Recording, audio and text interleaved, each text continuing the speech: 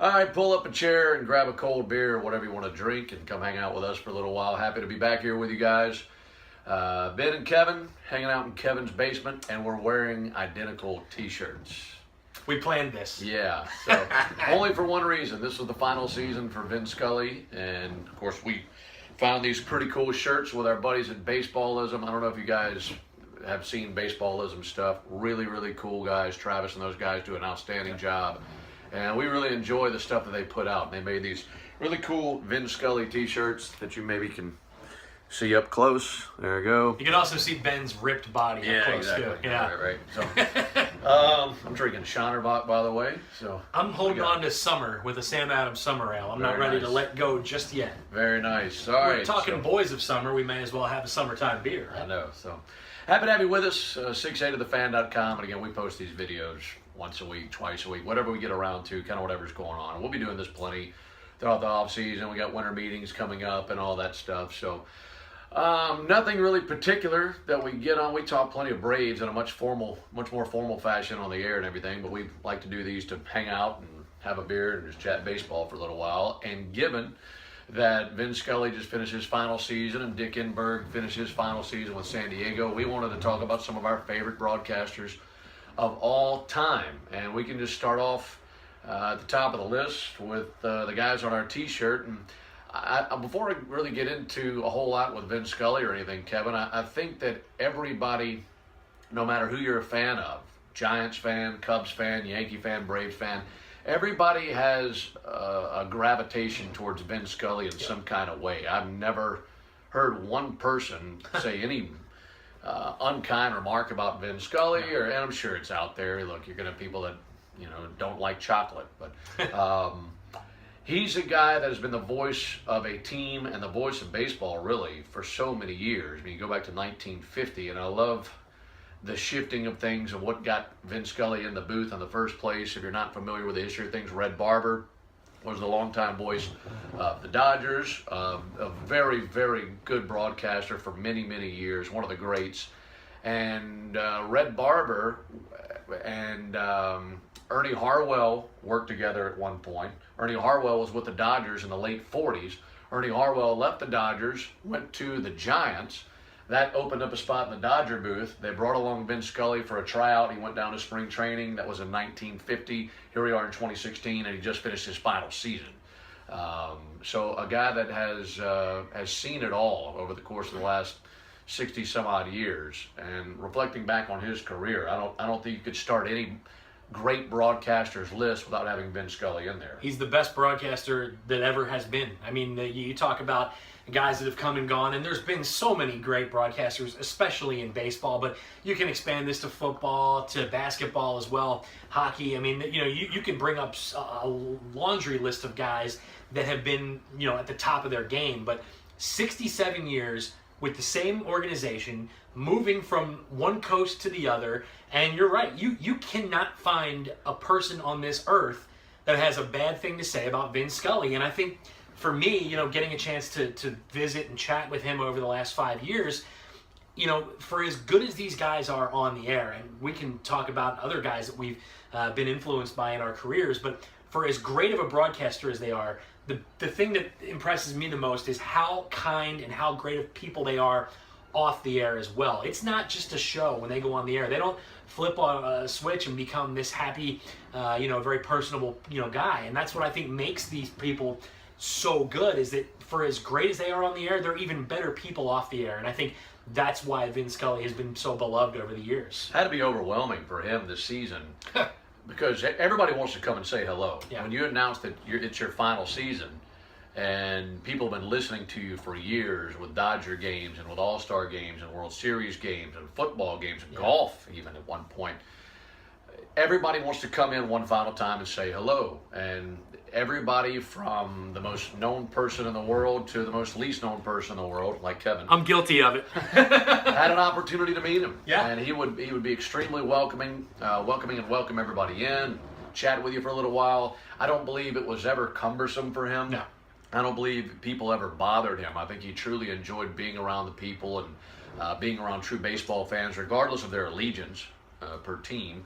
You just showed your picture. I had an opportunity to hang out with Vin In 2013, when the Braves played the Cubs, or the Braves played the Dodgers in the 2013 NLDS. His last trip to Atlanta.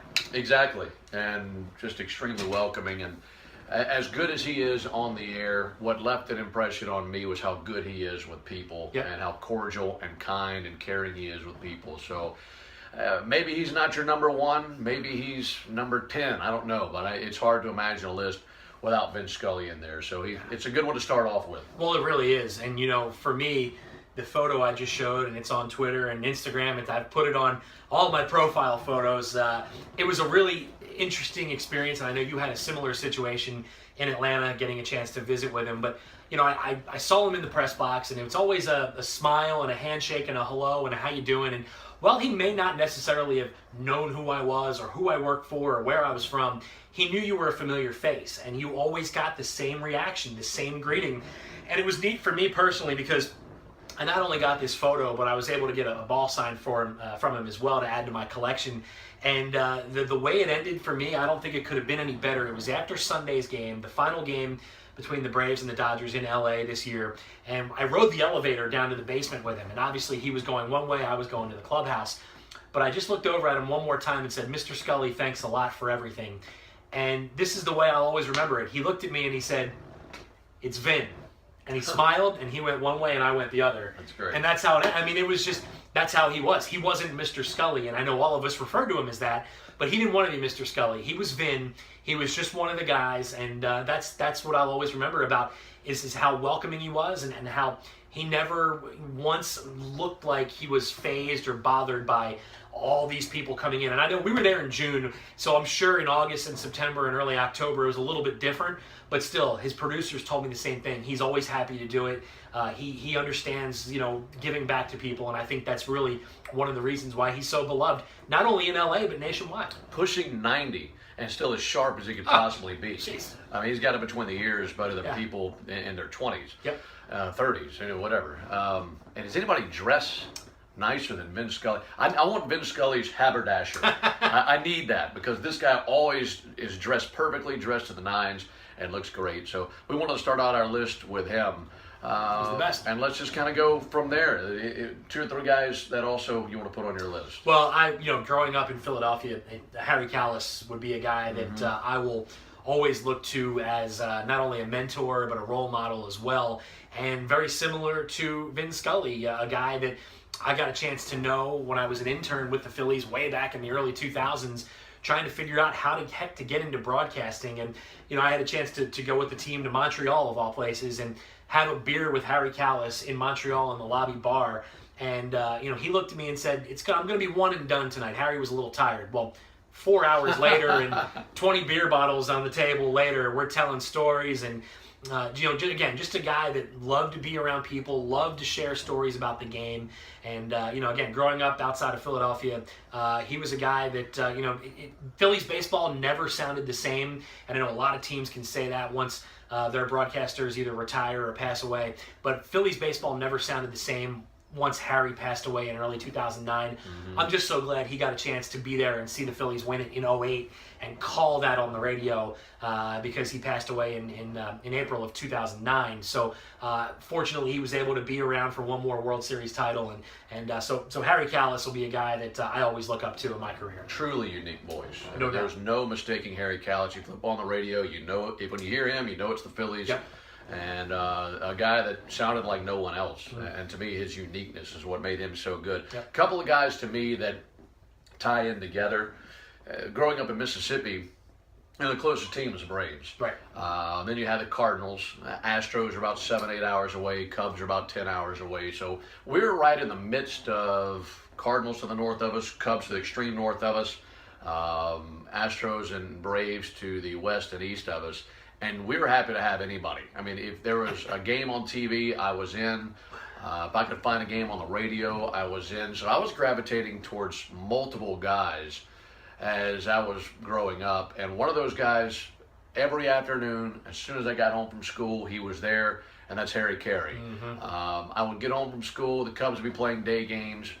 Of course, they didn't have lights till 1988. I was 8 years old when they got lights at Wrigley Field, and they still had multiple day games. So anytime I could and I got home, it was Harry Carey and Steve Stone. And Harry, in the same way we talked about Harry Callis, so unique, so original, and had so much fun. And the thing that I like so much about Harry Carey is he was going to do it his own way.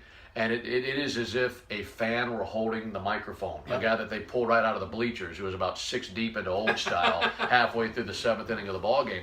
And he was so much fun to listen to. And growing up, I mean, I'm watching Cubs during the day, Braves at night, and those guys did it for me. So I would get Harry Carey during the afternoons, and then I'd get Pete Van Wieren and Skip Carey at night, and those are my afternoons, man, getting home from school and getting to see that. To me, Harry Carey is definitely on my list, and I think people think on him as an entertainer, and he was that. Yeah. But, man, he was a great baseball broadcaster, especially in his heyday, and you think about what he was doing with the Cardinals and doing with the White Sox and then with the Cubs, and a guy that, in my opinion, there's never been a better beer salesman.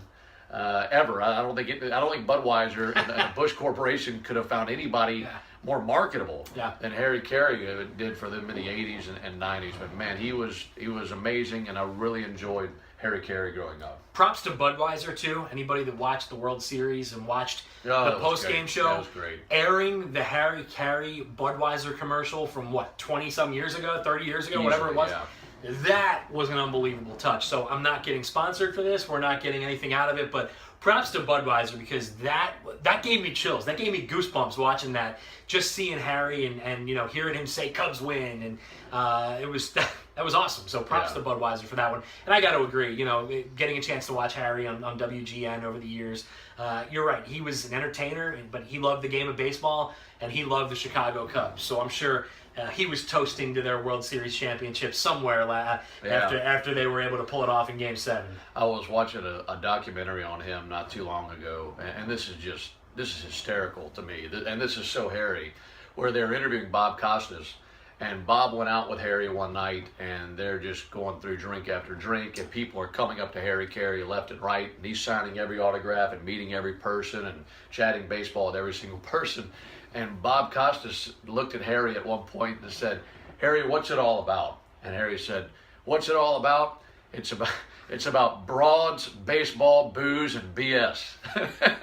If that's not a Harry Carey answer, I don't know what is. And I thought that was so funny and so fitting of Harry. So he's definitely on the list, because not only was a very good broadcaster, but an extremely likable and entertaining person that we have on our list.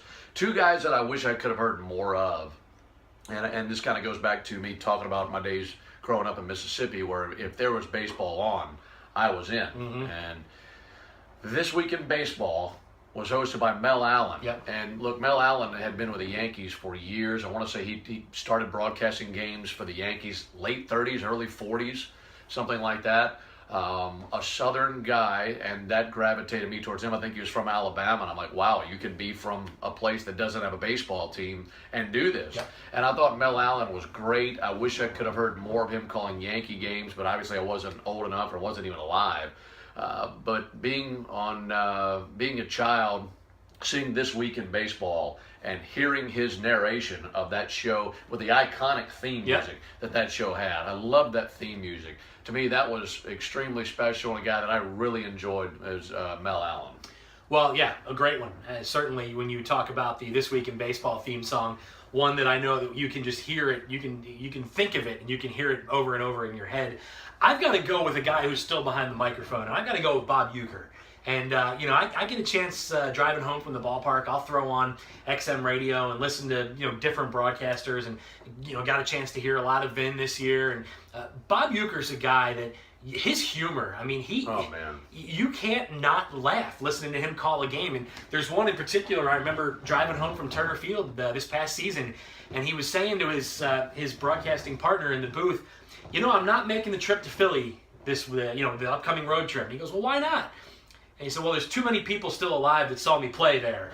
So, it's just, he's always dropping little humor into the broadcast. And I think kind of keeps you on your toes as a listener because you're waiting, okay, what's he going to get into now, or what innuendo is he going to spin here? And, again, he's a guy that I've always really admired the way he does things. And again, getting a chance to see him over the years has been a treat as well. So Bob Uecker on my list. Another guy that I want to throw... But to speak to Uecker's point, why else would you be listening to the Brewers? That's a good point. The season they had. It's a good point to put him on your list. I'll never forget, this is funny you mentioned that. Going back probably about, I don't know, maybe 10 or 12 years ago, again, I was interning for the Phillies back in the day, and I was working in the security command post during a game. Brewers were in town, and Uke had the middle 3 innings off. So Uke's sitting in the booth, and this is something that I will never, ever forget. We put the security camera, in-house camera, up on the booth where he was. And the first thing we saw, we couldn't find him at first because there was a newspaper up, right? He's not even watching the game. He's reading the newspaper in front of him. And the Phillies hit a home run, and he peeks down over the corner of the newspaper and does one of these and puts the newspaper back. He couldn't even stand to watch the Brewers. So Bob Uecker is, I just thought of that. That was one that one of those things you never forget. And, he was so disgusted by the way things were going, he couldn't even stand to watch it. So when you got the team broadcaster that would rather read the newspaper than watch the game and figure out what's going on and keep a scorebook so he can tell you what happened later on in the game, that was a memory that I'll have forever for Bob Uecker. Who else you got? I got one that's, most people out there probably won't know the name off the top of their head. Merrill Reese, who's been calling Philadelphia Eagle games on the radio for as long as I've been alive. He is a guy that... He's another guy that spins a lot of humor into his broadcasts. And boy, if the Eagles are struggling, and I'm not an Eagles fan, but if the Eagles are struggling, he'll be the first to tell you. And he'll say that this is just an absolute disgrace what's going on. He doesn't care. He's not worried about what the team or the players think.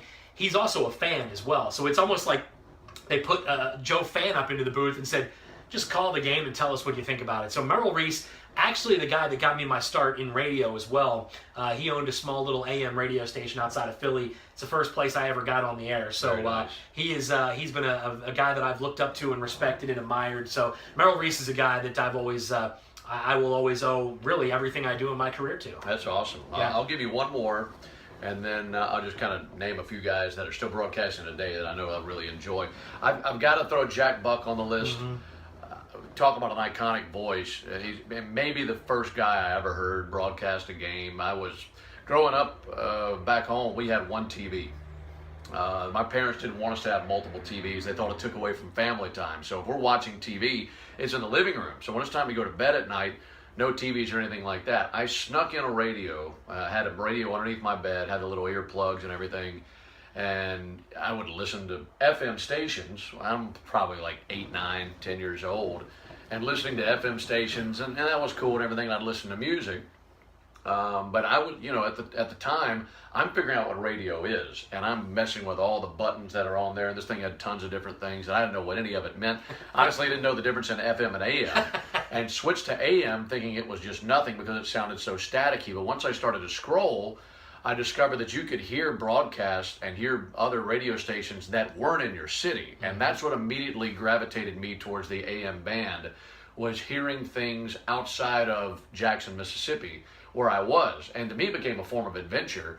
And I would write down a station that I was able to pick up, and then I'd look at it the next day and see how far that was from Mississippi, and I'd keep a log of it because it just blew my mind that I could listen to stations in San Antonio or New Orleans or Birmingham or Cincinnati or wherever. But then one night I was scanning through, and it had to have been KMOX that I picked up. Yep. And this is probably 88, 89, 90, somewhere in there, and picked up Jack Buck calling a Cardinal game.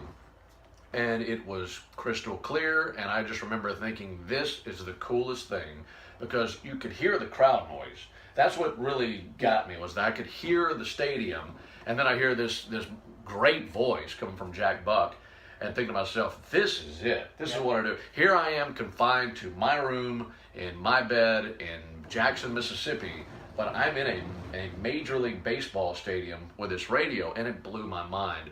And hearing Jack Buck do that, and then seeing him call World Series games on television, because he started calling the radio for the World Series while Vin Scully was doing the TV side in the late 80s and early 90s. And my gosh, it gives me chills thinking back on hearing that, and that starting my interest in sports broadcasting altogether. So to me, those voices, when I think of Vin Scully, Mel Allen, Carey, Jack Buck, those are the guys to me that I was listening to early on, and guys that I still look up to this day. So that kind of completes my list. And to give you a few names of guys I still listen to today, I think Howie Rose of the Mets does a great job. I think John Miller with the Giants does an amazing job. Eric Nadel in Texas does a great job. Of course, we enjoy our guys here in Atlanta. And there's so many really good broadcasters. I think Charlie does a great job in Washington. And it's so cool because there are so many good broadcasters now.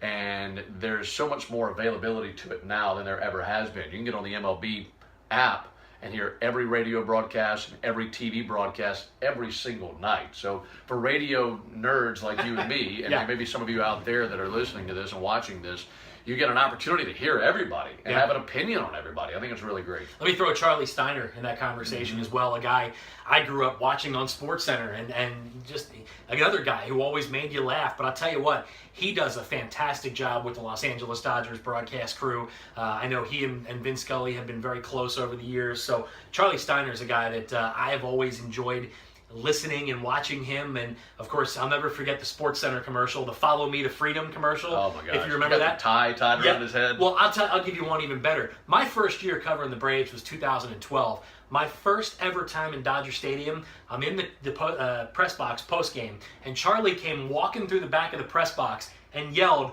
"Follow me to freedom, people!" And I just lost it. I said, "This is unbelievable." How is this real? I'm at Dodger Stadium for the first time ever. And Charlie Steiner is yelling, "Follow me to freedom." So it was. That's a moment that will stay with me forever. But you're right. There's so many guys you can watch and listen to with MLB TV, with the radio package. You can get it on your satellite radio, like I do driving home from the ballpark.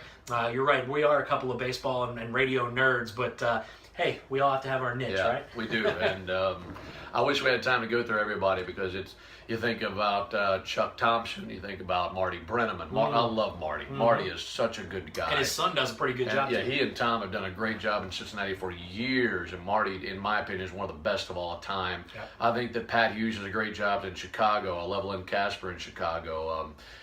Bill King, the legendary voice of the A's for so many years, who passed away not too long ago, I think deserves to be in the Hall of Fame as a Ford Frick Award winner. So there's so many different names, and we'll probably turn off this video and think of a dozen more that we failed to mention. We hate that we don't have time to mention everybody, but so many good ones, and we have a lot of fun with this, and we're so blessed to be able to be a part of this and be in broadcasting all together. So we hope that you enjoyed our show today, and maybe you've got some of your favorite broadcasters that you'd like to mention. Feel free to tweet us at Ingram Radio, at Kevin McAlpin, and you can find us more, of course, on 680thefan.com. The next time we come to you, we're going to be reflecting back on some of our favorite players to cover over the years. And Kevin just mentioned he's been with the Braves since 2012. He was doing work with the Phillies before that. I've been with the Braves in the organization since 2007 and here in Atlanta since 2011. So we're going to go back and chronicle some of our favorite Braves to cover over the years, and have another fun conversation, have another cold one, hopefully have you along with us